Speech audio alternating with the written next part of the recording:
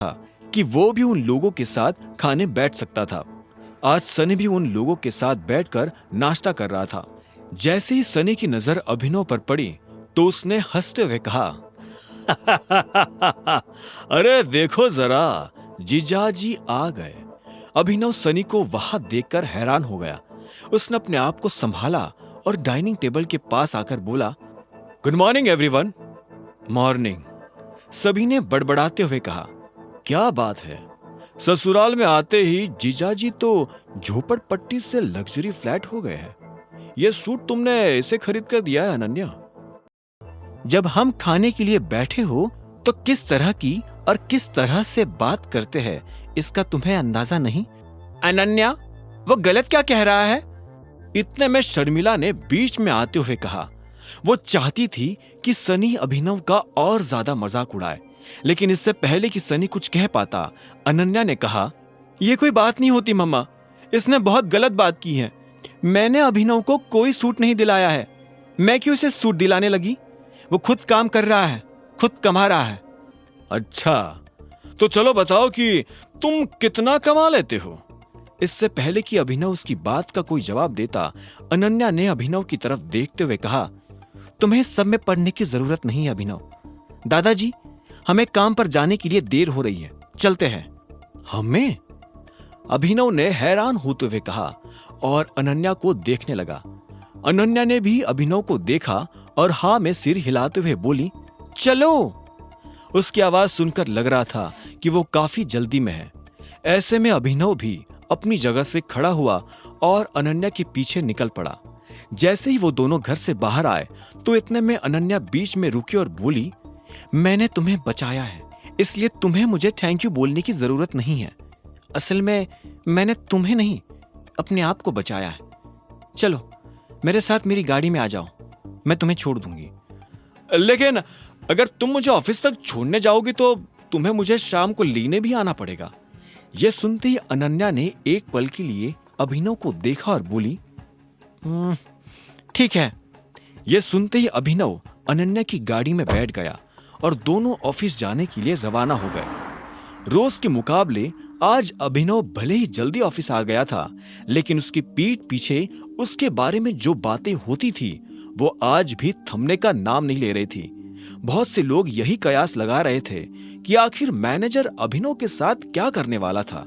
अभिनव lift के पास आकर खड़ा हो गया था, जो कि पहले से भरी हुई थी। इससे पहले कि लिफ्ट का दरवाजा बंद होता और वो ऊपर जाती, अभिनव उसमें चढ़ चुका था। जैसे वो अंदर आया तो इतने में उसके पीछे से किसी ने फुसफुसाते हुए कहा, देख रहे हो इसकी बहादुरी? गुड मॉर्निंग अभिनव जी, कैसा रहा कल आपका दिन? इतने में अभिनव को जैनी की आवाज सुनाई दी।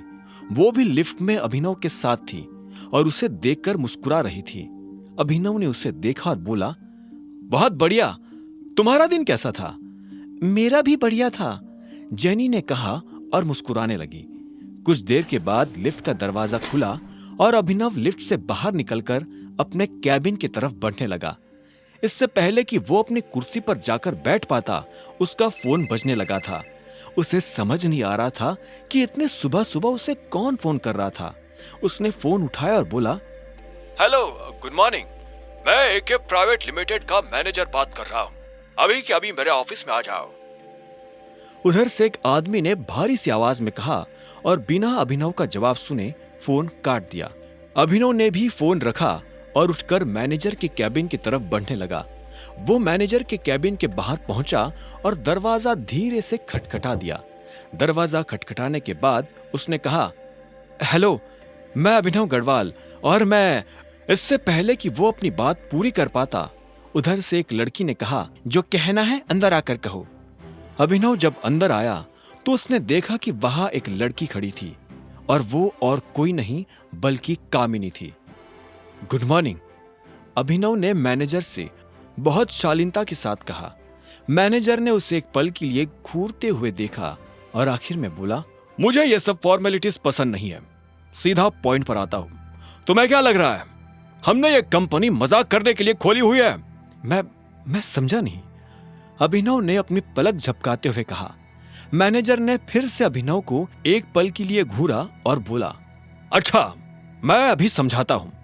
इतना कहते ही उसने अपनी टेबल के ड्रॉअर में हाथ डाला और उसमें से एक एनवलप बाहर निकालकर अभिनव की तरफ बढ़ा दिया।